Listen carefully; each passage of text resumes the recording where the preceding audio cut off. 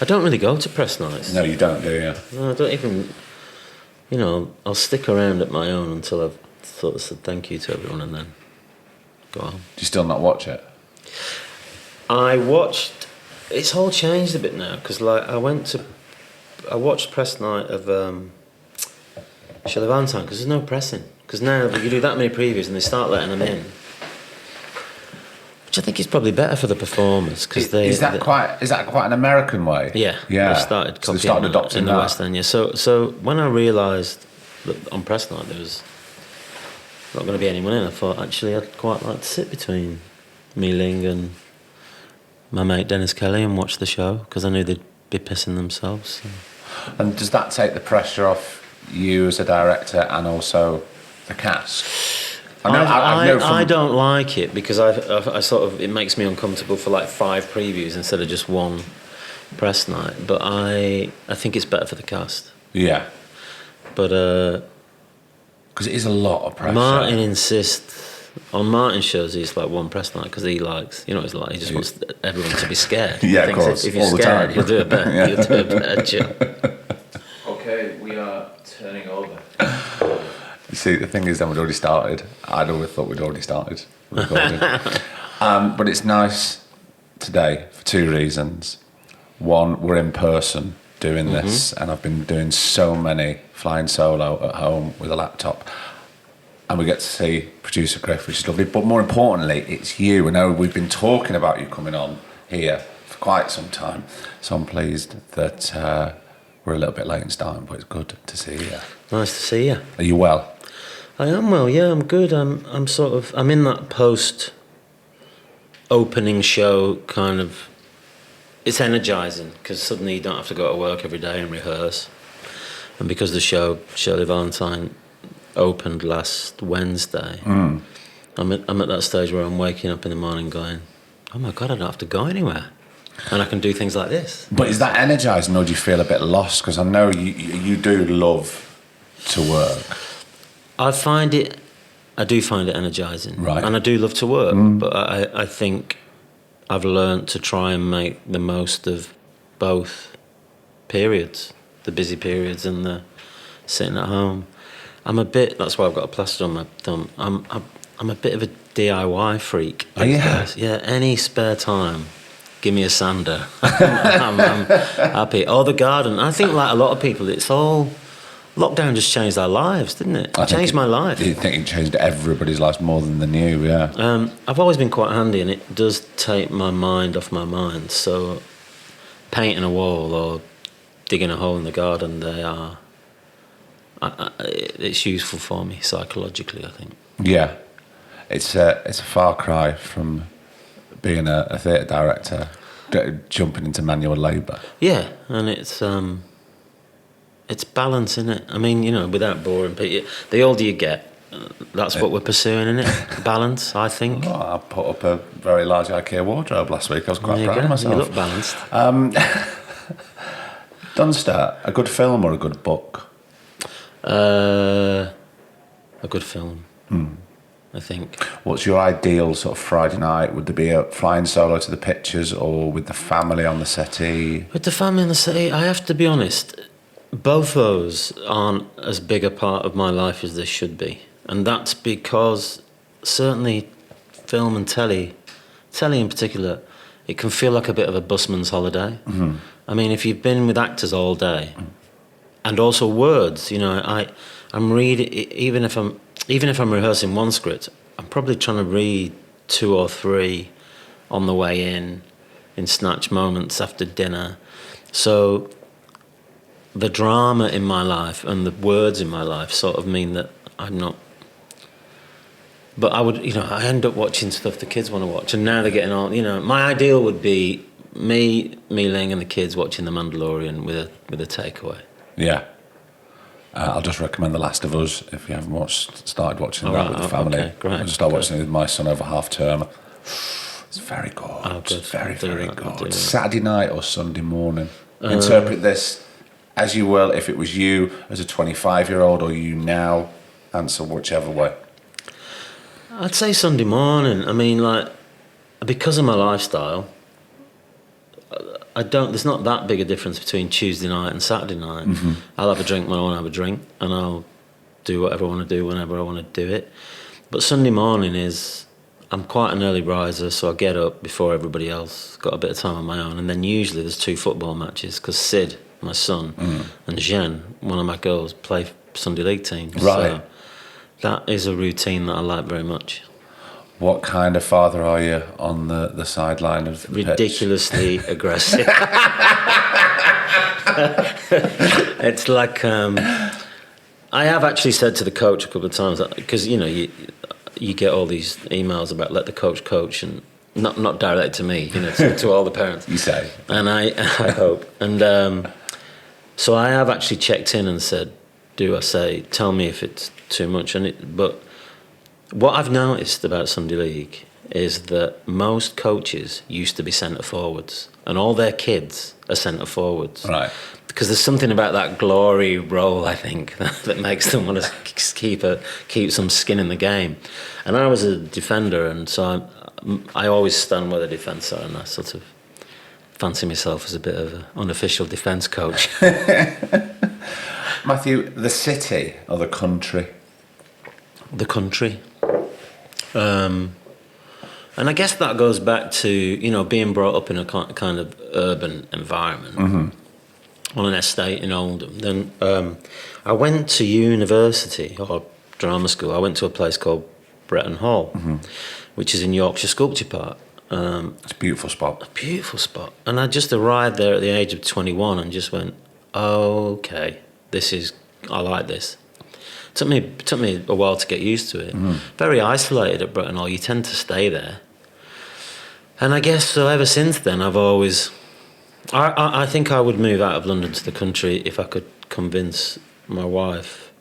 But now the kids are at an age where they're London kids and they've got their own relationships, so to pull them out of London would feel a bit cruel, I think. That's the thing, isn't it, with kids? You're just always considering what they need as well, So, but the country I'd love to... My ambition is that when I retire, that when I open my back door, I can't see anybody else's house. I'd like to live somewhere like that. Yeah, that is the dream, isn't it? So I either need to build a big fence or move to the country. Look, you're the handyman. Get that fence sorted. Where you are now, at the age you are now, and the experience that you've had, would you say you're less ambitious or more ambitious? Less ambitious. Interesting. And I don't know... I directed a show in Tokyo a few years ago, and I worked with this brilliant actor called Yoshi Odi, and he is, if you look on any of the Peter Brook's books of acting, there's a Japanese actor on the front cover of a lot of them. So he worked with Peter Brook for years. He lives in Paris. He's like a god of acting. And somehow they convinced him to come back to Tokyo and I was doing Oedipus. He played a very small part. And he took me out for lunch one day, and we got on really well. And he's in his 80s. I would have been, 50 then, 49. And he said, if you could do anything, what would it be? And I was sort of chilled by the fact that I couldn't answer the question. Now, on the one hand, I think that means that I'm quite fulfilled. But I don't know. It's weird as being a theatre director, because like anything else, I guess, there are signposts. And maybe a signpost is running a building. I have no desire to run a building. I think another signpost is often, and part of this is because of the financial reward, directors move into opera. I've got no desire to move into opera. So without really pushing, I've sort of found myself, for the most part, doing the work I want to do and feeling that the rewards are healthy. And working with the people that you want to work with, it seems. Yeah, working with the people. And also... making work for audiences that I'm interested in, and that can be, you can get there by mistake. Like I did this play called 222, and it was I think it was the first play to open in the West End after COVID, and I had this idea of approaching Lily Allen to be in it, and what that did was it sort of created a particular audience. An audience that was young enough to want to take the risk. We can't remember that now, but we were like, is anyone going to come? And actually, the people that did come were young because they were less fearful. But also, all Lily's fans came. And what's been really exciting about that project, part of it has been to do with how we've kept recasting it, is our audience are always 30-something and a bit pissed, which is great, you know. And then with Shirley Valentine, which opened last week, I would say our audiences are about 60-something, predominantly female, and a bit pissed. but so those good night outs are underrated, I think. And and I also find myself, again, I think this is about age, and I've realised that the subsidised sector, like the Royal Court or the National even, and certainly places like the Bush, they're training grounds, Craig. And that's good because it's all our money, it's state money, and maybe I've had my fair share of that. I've had some brilliant opportunities in those theatres, but I don't tend to get a call from those theatres anymore. It's the projects that people want me to lead on a commercial. Do you remember when that change was? Hangman. Right. Hangman. Because it flew because of where it started. Look, commercial producers and their investors are gamblers. That's literally what they are. They go, right, here's a big chunk of money. Some people put 100 quid in, some people put 100,000 in, and they're gambling on a return, and they often don't get one. Yeah. And I think, like all gamblers, they're superstitious. And if you make money for someone else starts knocking on your door and says, can you come and try and pull that trick off for us? And so that was, in every way, Hangman sort of changed my life. It was the beginning of a significant, new, important relationship with Martin. It was the first time I'd had anything on in the West End, and I didn't really know what that world was till we got there. For the listeners, that's when I first met Craig. Craig joined the cast of Hangman when we moved from the Royal Court to the West End. I'm sure we'll come on to that in a minute. Okay. And that was, it was a real sort of watershed moment for me. And I guess because of what Hangman was, that it was a quality piece of work that had come from the West End, it just meant that the next thing I was asked to do in the West End was True West. So again, it was not, I always felt like, I still feel it's a place where I can do good work with good people. And quite intimate work. Yes. And likewise, putting things together for Broadway, I still think I can think like me. I still think I can do the work that I want to do. And so Hangman was a big changing point in every respect. I owe that show a lot.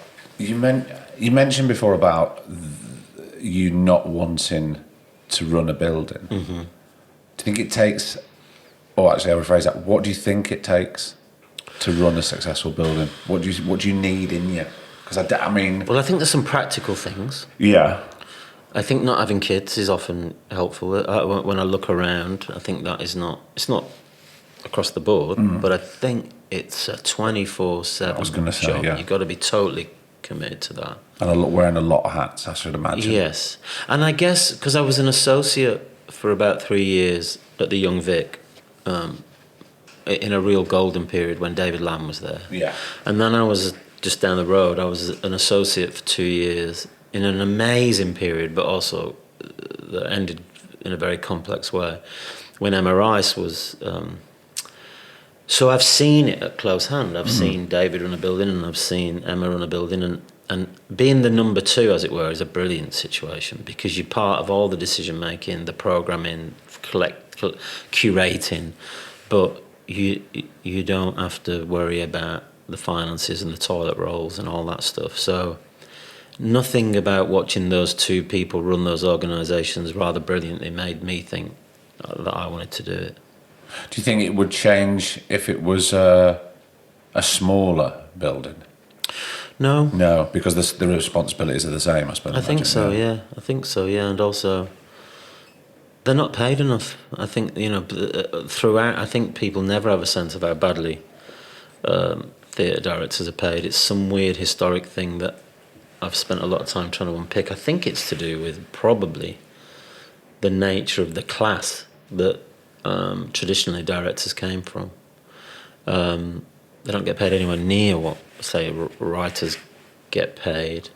The structure of how they're paid is rubbish. So there's,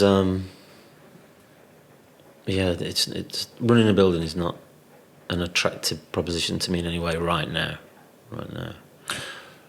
You mentioned them before about how we first met, and I remember it was the first week of our rehearsal, and we didn't know each other at all, really. Then and I'm sure we were outside in South London when we were rehearsing, and I said to you, because we had mutual friends in common from the north anyway, and I said to you, so when was the turning point? When did you stop being an actor and become a theatre director? And you turned to me in a very slightly scary and blunt fashion and went, I didn't stop acting. Do you remember that? No, I don't remember that. I do. But I still, I did a podcast for Paul Hunter recently. He does this, who runs Toll by an Idiot. He does a podcast called Regrets I Have a Few, I think.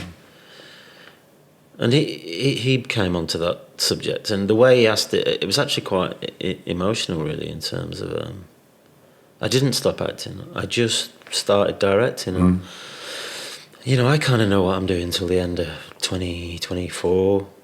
Some projects into 2025, because directors are just booked in a different way than actors are booked. So very quickly, there was no space. About 2 years ago, Kwame at the Young Vic, because I'd directed and acted and written stuff there, they had a kind of 50th birthday special with performances. And he asked me if I'd perform this monologue that I did, about 10 sides or whatever. So, and I'd not been on stage since, I think, 2005. Right. Maybe. So, apart from reading in when actors have been sick or whatever. So to learn a monologue and go out there, that was really scary. But once I'd been asked, I thought, I have to do it. And it was a really good reminder of what I ask actors to do. Yeah. And that I perhaps started to take for granted, Let's go back to Lancashire, and let's go back to growing up, specifically Oldham. How was it? How was family life growing up there? Kind of brilliant as well. Well, brilliant not just with family life, but with, I guess, what I'd describe as the community life, really. Like, I feel very... Well, I've written about this. I wrote a play that our very good friend Will Ash was in, called I Can See the Hills, which was a very romantic, I think, version of events. Although it was full of kind of the violence that was around and the sex that was around.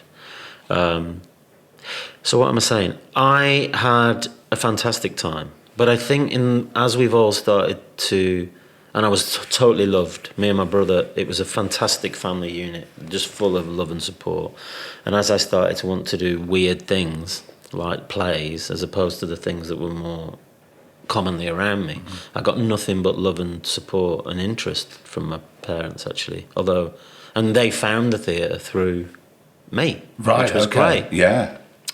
But I think post Me Too and post, I hate to call it post George Floyd, because it makes it feel like suddenly there was a problem that hadn't been there before, but I hope people know what I mean as a cultural moment. Yeah. I've started to look back at it all slightly differently, Craig, and just go, and this sounds extreme, but I was brought up, not necessarily at home, but by the immediate environment. I'm sure it's probably the same for you. As a sexist and a racist and a homophobe. It was just, that's what it was like growing up in the 70s. And maybe, I think I'd like to revisit some of the material that's in my bones and just look at it from a slightly less romantic, more critical point of view. Yeah, so it's complicated. It's complicated. If it wasn't your parents introducing you to culture and theatre, how did you discover it? And when were you quite a young child, or were you in your teens at this point?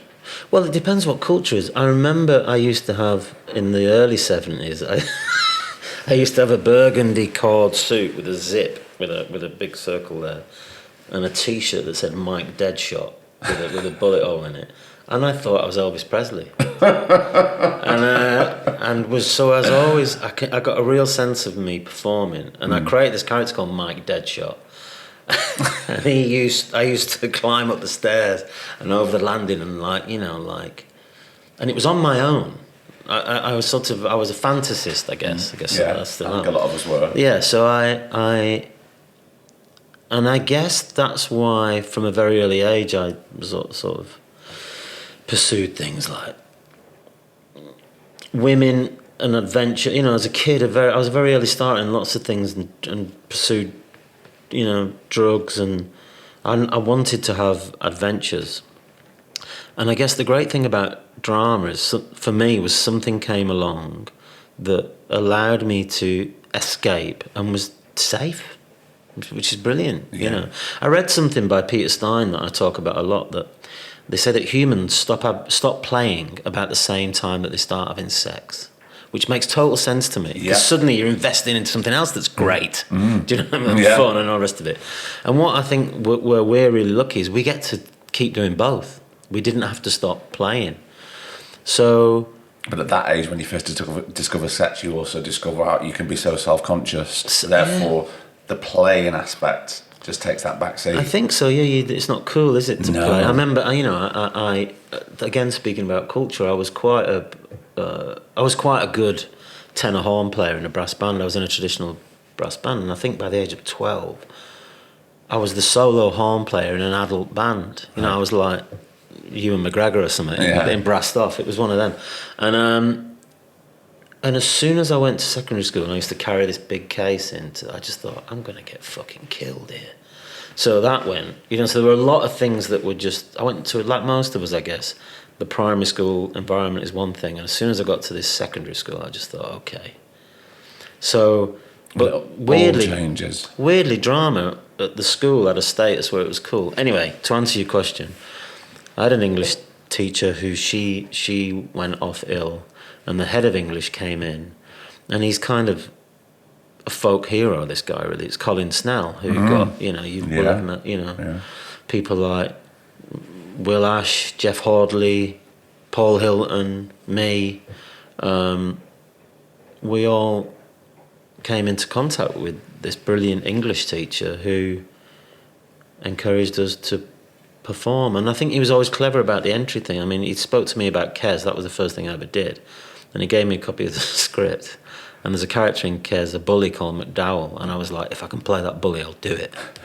And I can still remember the lines. Yeah, they're so in, because I probably only had about 10 lines. And it was a massive moment for me. I can remember being on stage and thinking, I'm good at this. I remember having that thought, looking around at people who didn't, who were just rigid, and just thinking, okay, this is really. You felt comfortable. Felt totally comfortable. Natural. Yes. Yeah.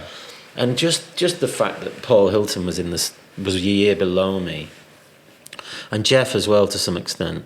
He wasn't quite as into it as me and Paul were. I was just obsessed immediately. But with Paul, I had someone who could push me and match me all the way through school. So, we did West Side Story together, and I was Riff and he was Tony, and then we did a play called a Lyle Kessler play called Orphans, and we took it to the National Student Drama Festival, and this was big meaty stuff. Yeah, but I had I had a guy opposite me who could do it and really do it, and so I think that allowed us to push to some quite significant heights as performers, really, at a young age. And even though there was so much passion, then you said how natural you felt, and you took to it like a duck to water.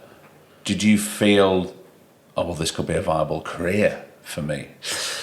I don't know. I earned a bit of money doing. I used to do photo shoots for like Jackie and stuff like that. Did you? Yeah. For those listening, for those younger listeners, Jackie was a very popular... And Blue Jeans. Both very So there popular was young girls magazines. There was some sort of agency, and I don't know how I got involved with it, but then you just rock up and they'd ask you to take 2 sets of clothes.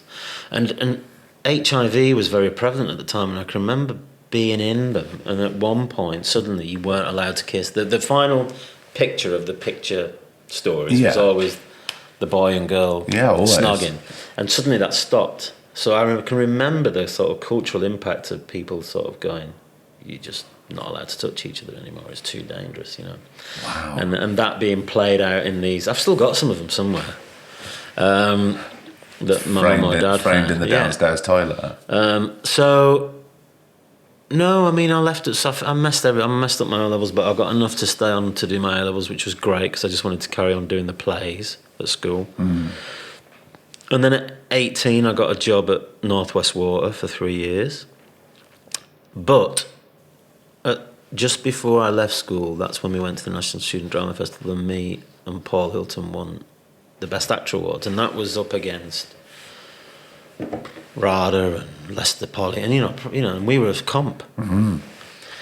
So some of the judges or guest tutors were people like Ian Ricks and Polly Teal. Right. So between the ages of 18 to 21, I came to London and did 3 pretty good jobs. One at the National, one at Payne's Plough, one at what is now Soho Theatre, but was Soho Poly.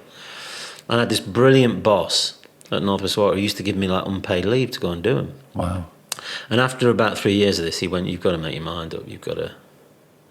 And I think I tried. I applied for lots of drama schools during that course and didn't get in.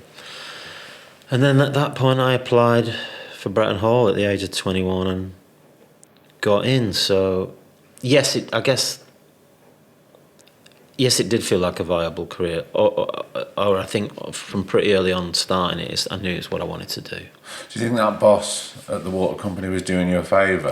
Yes, I can't remember his name. Peter Brennan, I think he was called.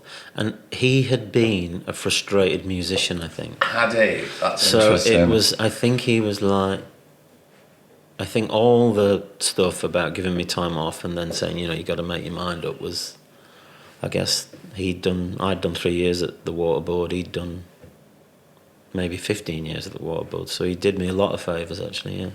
And sometimes we all need a bit of a push, don't we? Absolutely.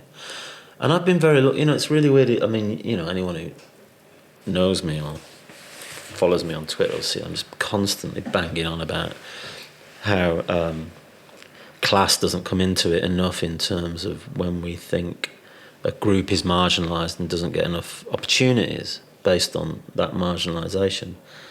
Weirdly, the reason I bang that drum is because I've had so many opportunities. That's not been my story. I've been very lucky. I feel like almost at every stage, someone's handed me a significant opportunity. But that makes me want lots of people to have it, or more people from our kind of background to have that. Because it is there. Yeah.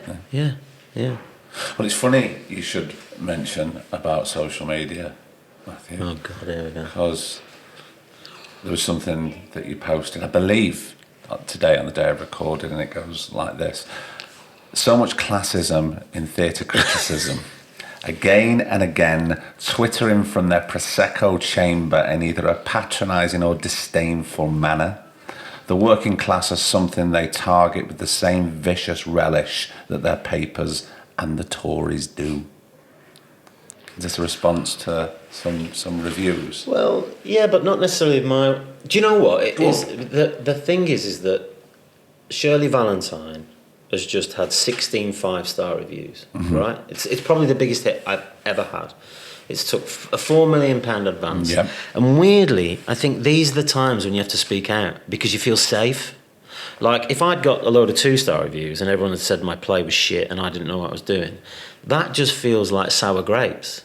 Whereas actually, I think that's the time to say, thank you very much, those reviews are great, but the tone of some of them and the tone of many other reviews that I read about a particular kind of play by a particular kind of playwright, performed by a particular kind of actor, are patronising. And there was one podcast review that someone said you should listen to this, and there were these two posh, entitled people from the arts world, and it was the way they talked about the actor and the way they talked about the play, doing the voices, doing a cod sort of scarce. And I just thought, this is so unsavoury, and it's a form of it's classism, it's a form of bullying, and I hate it. Yeah. And I hate it. And I think it's good to remember when it's going well, that's a time when you can speak more confidently. Well, it is the time to speak out at that point. But do you know of any reviewers, and I say that's across the board really, or certainly theatre reviewers, who are from a working class background? I don't know. And also I think, one of the things that I guess we're fighting all the time, and I don't mean this about denying yourself any kind of cultural mobility, is there's a director called Matthew Dunster, who's a very interesting young guy, and he is from a benefits class background, and he said it took him 10 years to stop assimilating. He said he even started wearing a cravat. Wow. and suits to work.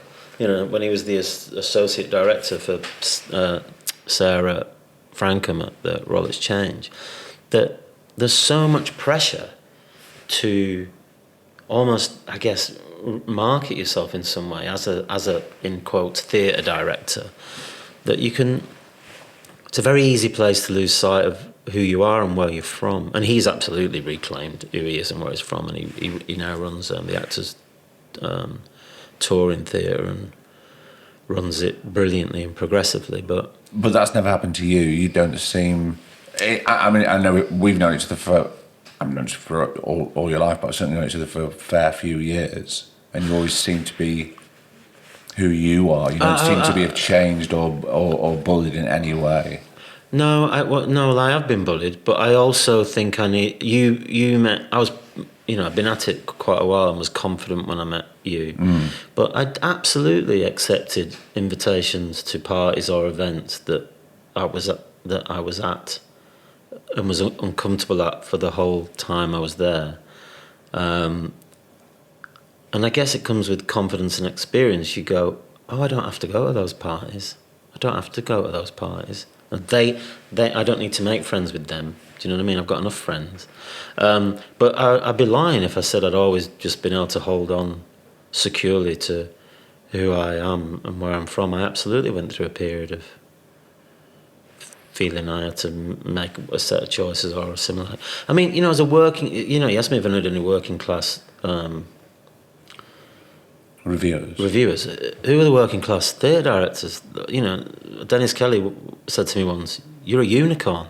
And I don't really, they are coming through. But the tradition, and it was a tradition, of theatre directors doing English at Cambridge, it was that specific, and then entering into a subsidised building in the literary department, and then becoming an associate director, and then becoming an artistic director, is still knocking about, and certainly when I started was very much within the fabric of all the institutions that I was working in. But as I said, weirdly, I was always given opportunities, often by some of these people, but again, you have to sort of go, you might have just given me a great big bone, but you still treat me like a dog. Do you know what I mean? So it's... yeah, I learnt the hard way at some parties. I think we all do. I remember when not being yourself, and I've said this before, many years ago, I became more northern to try and stand out. Yeah. To be a little bit more northern, a little bit more Bolshe. Yeah. And that, I understand that. I understand that. And it's a combination of self-protection, but also a kind of projection. It's like, making the world meet you on your terms. Oh, yeah, it was an absolute choice. I knew why I was doing it, but also through fear. Yeah. I totally get that. You spoke about opportunities before, about people giving you opportunities. So, how did the leap from acting to writing to theatre directing go? Was it via the writing? Because it's all. I know a lot of actors that say, "Yeah, I'd love to direct a short film." Inevitably, they do, and they make it for £2.50 out of their own pocket, or they get a nice budget together. Very rarely do I know of many actors that have had quite a nice career and then jump into theatre directing.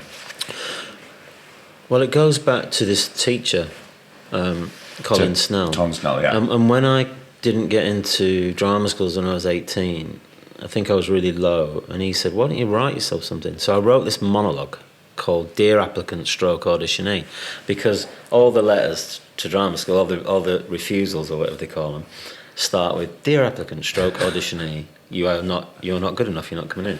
So I wrote this weird monologue about this kid who, I can remember it started with She Bangs the Drum by the Stone Roses, and it was about him breaking into this theatre at night.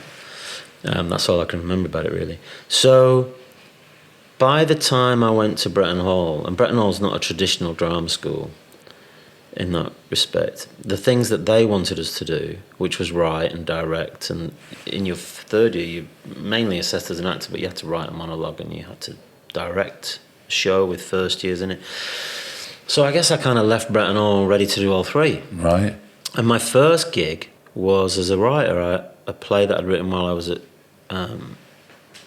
Bretton Hall at uni was put on at Contact, literally the month that I left. So I left as a writer, really. A play called You Used To.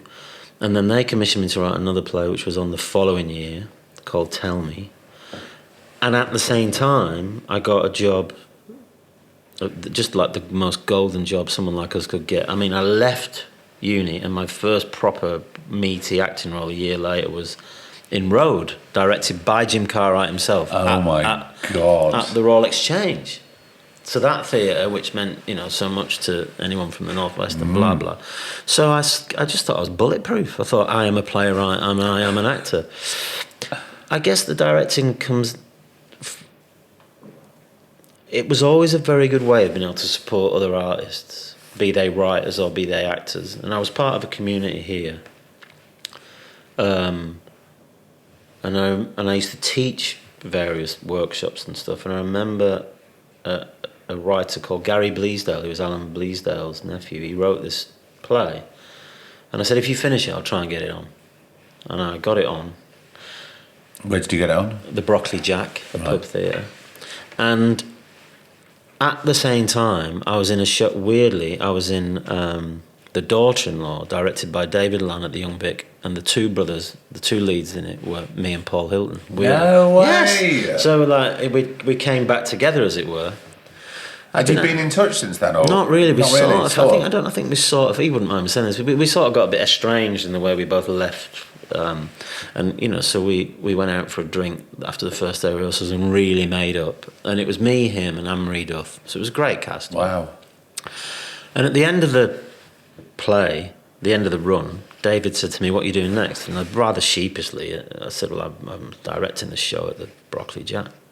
And he went, I'll come and see it. And I thought, they always say that, don't they? But yeah, of course they do. Anyway, I'm sat in the audience a couple of weeks later and he's there. And then the day after, he offered me a show at the Young Vic. I did Some Voices by Joe Penhall with Tom Brook. Tom Brook's first job. Wow. And then the day after that, I think, or not long after that, he asked me to be an associate. So it just happened at the speed of light. And again, just through circumstance and being offered significant opportunity by somebody. I mean, it really doesn't happen that quick, does it? It was I guess what I already had, like people say to me, who did you enjoy assisting the most? I said, I've never assisted anyone in my life, but as an actor I'd worked with Dominic Cook, Max Stafford Clark, Ian Rickson, Katie Mitchell, Richard Wilson, who's the best director I've worked with, as director of actors. They were all great in different ways, but I learned a lot from him about actors. So, as well as having that kind of wealth of experience and that bank of knowledge from those brilliant directors, I guess I also had contacts and relationships. Yeah. Because all the places I wanted to work, I'd worked. So I think it was probably just a lot easier for me than the majority of people.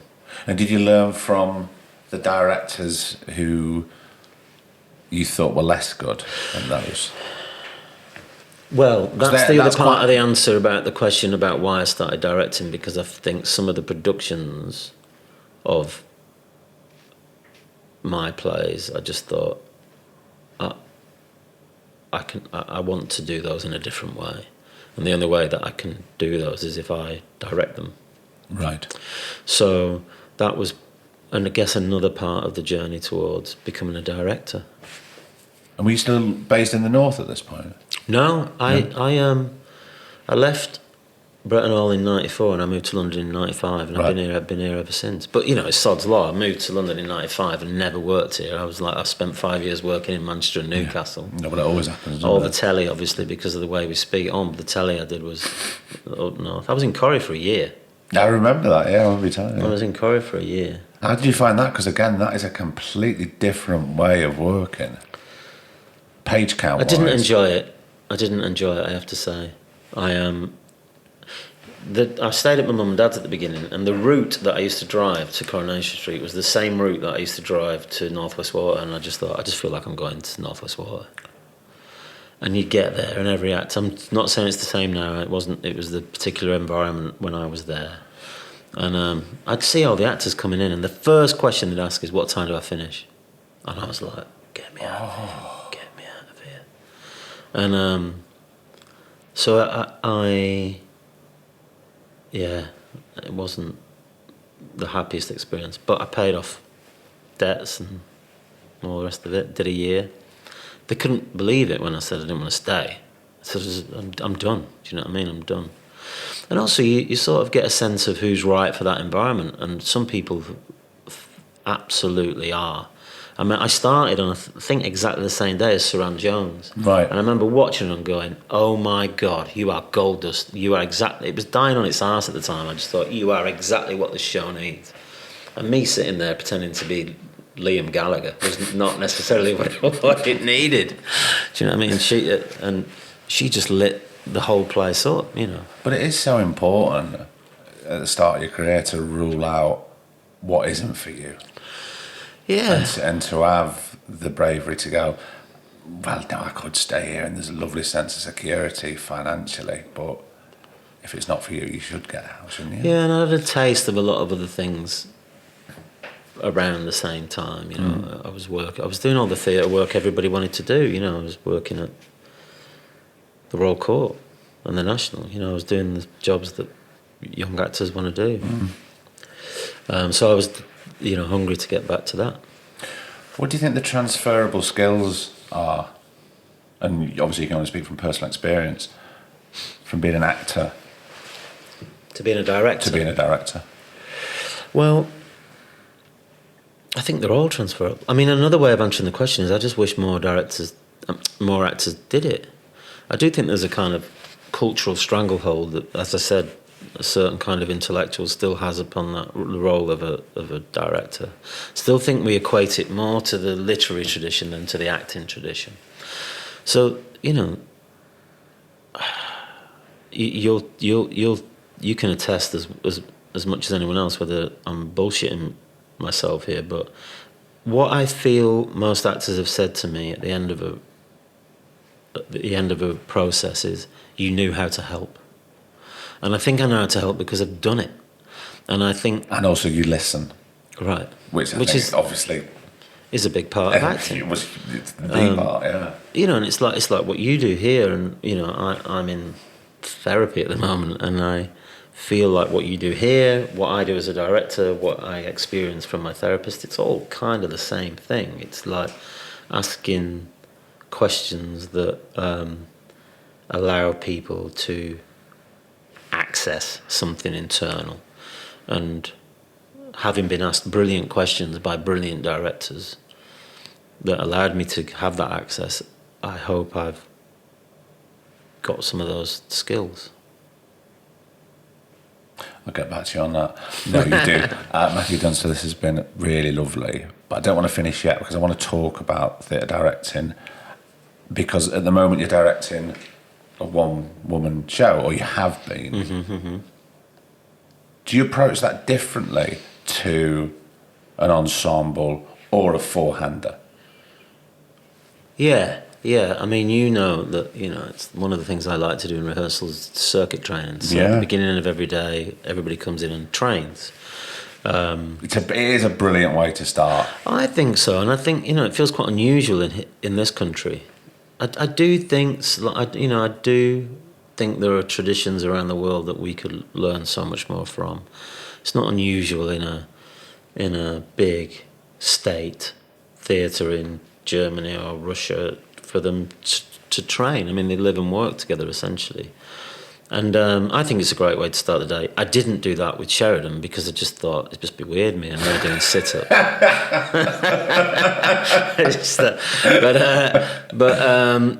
And so the bigger the ensemble, I guess the more ensemble the work is. So you're often building a kind of chorus feel or trying to figure out the vocabulary.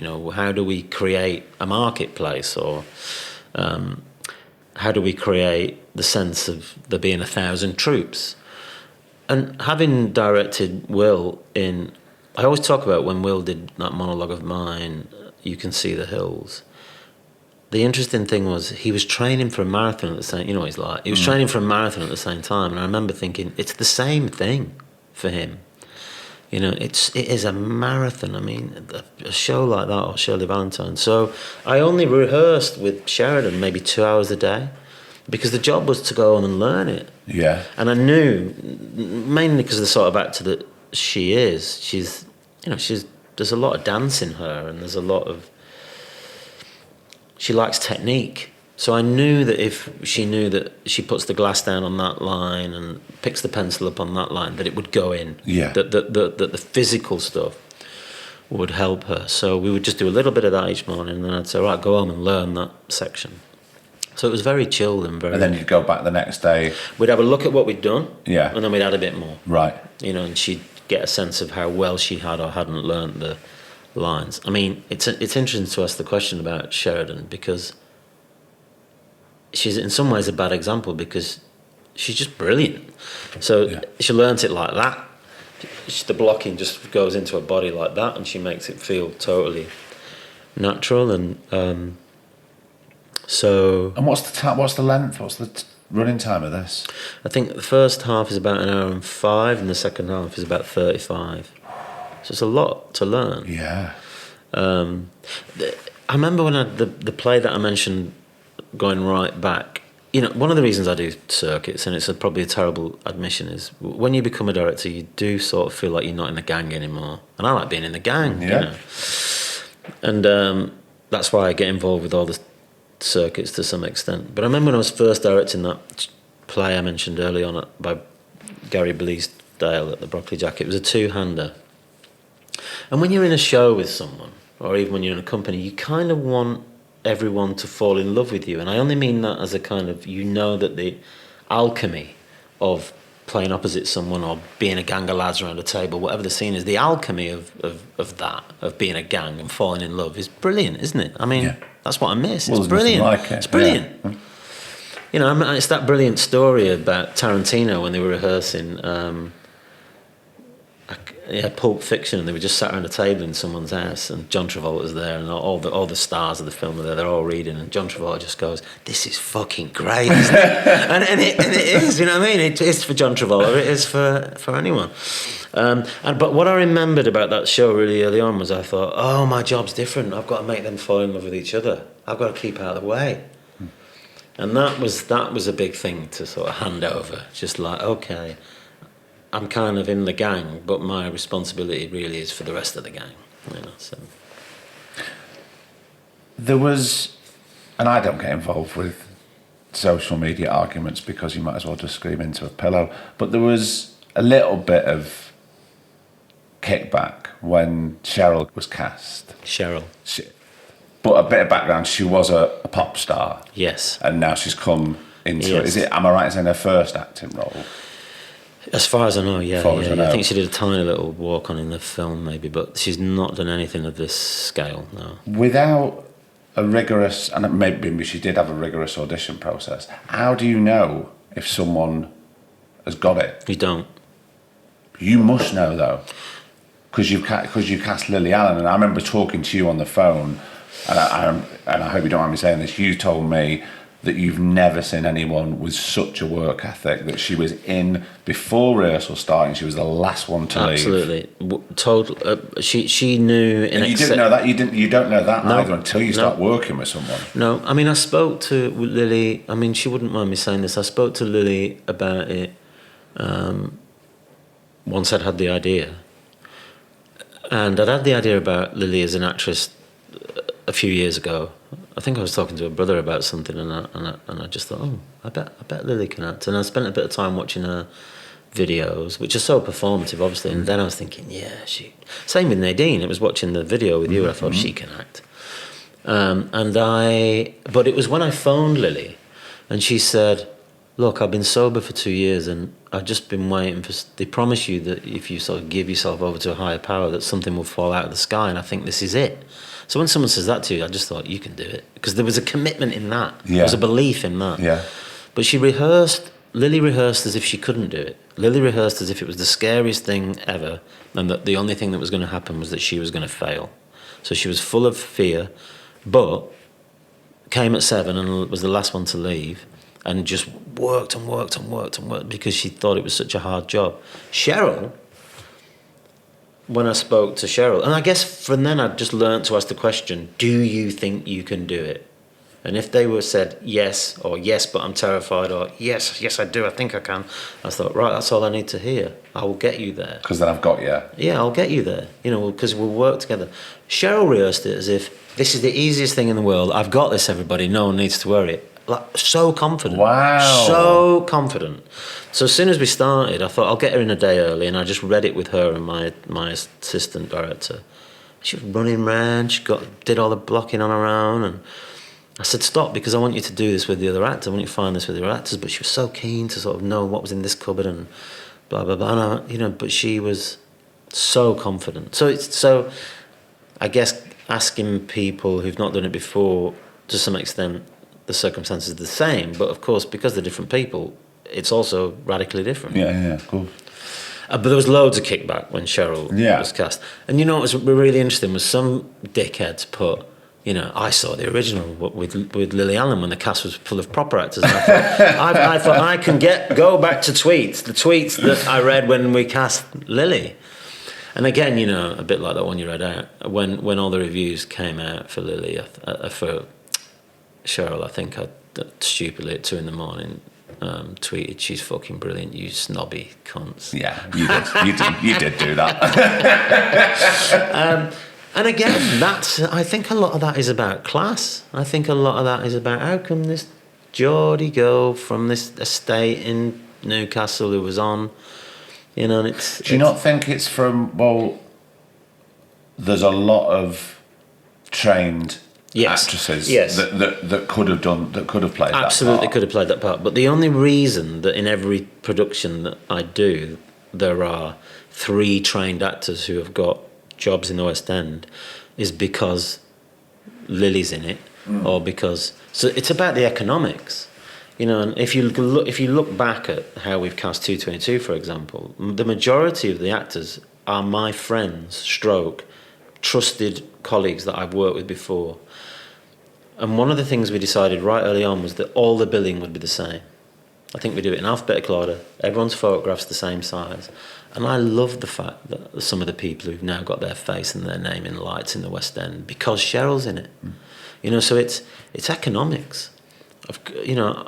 I'm happiest working with brilliantly trained, in-tune actors who want to graft. But I'm part of a dynamic where I work in theatres that don't have any subsidy, any funding. So all the wages come from ticket sales. So I've got to figure out how to sell tickets. And also, you said it before, you're getting a demographic through the audience who might not necessarily go to the theatre. Yeah, and who might go again. That's the key thing, isn't it? Yeah, and take a bigger risk and go and see something that hasn't got a pop star that they know or whatever. So it's they're quite hard to take, some of those things. And a couple of times I could tell some young actors so devastated that this opportunity has gone to someone that they can't comprehend as needing it, or the casting of that has done any kind of economic or creative good. I've often wanted to, in a friendly way, get in touch and go, look, I'll tell you why we do this stuff. But I think sometimes then you can sort of open up a channel that can, you don't know what you're opening up then, do you know what I mean? But I do have sympathy for that point of view, but it is about a lack of economic understanding of how commercial theatre works. So when you said you're open now, you're having a bit of downtime, the tools are out. Tools are out. Possibly there's a big thanks going up. That's why they've got. I nearly took half my thumb off with the rotary sander yesterday. When do you go back into the rehearsal room? The Pillow Man's coming this year, so it's another collaboration with Martin. I've got a few weeks workshopping a big theatre project that I can't talk about, unfortunately, other than to say it's with a Hollywood studio, and it's to do a stage version of a very, very popular film franchise. So that's exciting. That's just a workshop, and then another version of 222. It's going again. It will have been on for more than 2 years. So Wow. we're employing a lot of people with that show by keeping that thing going and putting the right kind of people in. And also, it's gone on tour as well, isn't it? And it's gone on tour, at the same time.